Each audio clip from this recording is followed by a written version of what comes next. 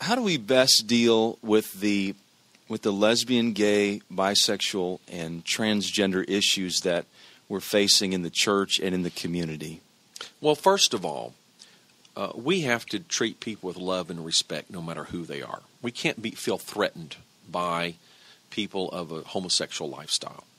So as much as possible, and I did this starting in my college years, I've always, throughout my life, had people who were involved in a homosexual lifestyle who I considered my friends.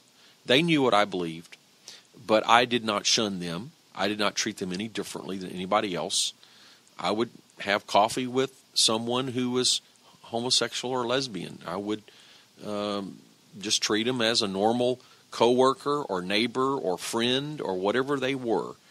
You just have to treat them matter-of-factly. Now, it does not mean you approve of their lifestyle. But just as, let's say someone is living with his girlfriend, living in fornication, what are you going to do? Are you going to stand outside their house with a poster saying you're going to hell? No, you treat them as a normal human being. That's the same way you should treat somebody who's in a homosexual relationship.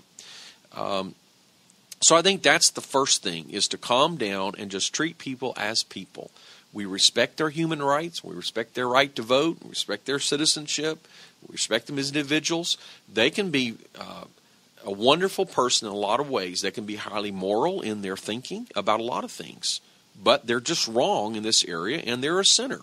But that's true of all kinds of sins. So that's the first thing.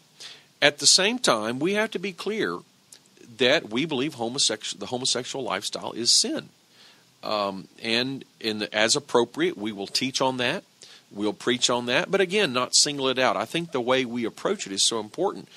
When I would be preaching from the pulpit as a pastor, if I felt it was appropriate and important to say that abortion is a sin, or fornication is a sin, or homosexuality is a sin, I would say that.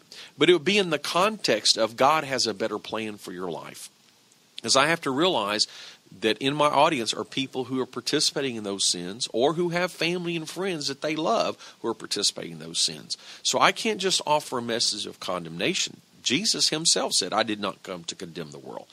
My message is basically one of transformation and hope.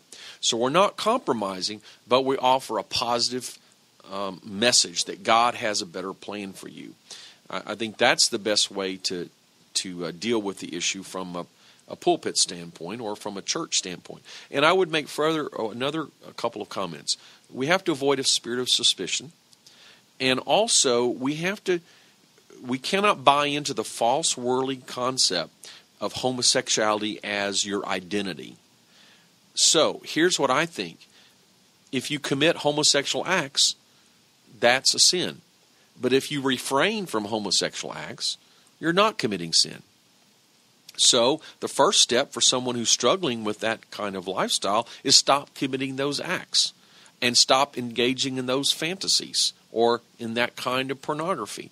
I would say that to any single young person, it's really the same struggle. You have a struggle in our culture to be sexually pure, whether it's homosexual or heterosexual. So if there's a young person struggling with homosexual tendencies or temptations or even actions, I would say the first thing, just like any other young person, you got to get control of your desires by the power of the Holy Ghost. And if you do that, I respect you. So I'm not going to put you in a category of a homosexual.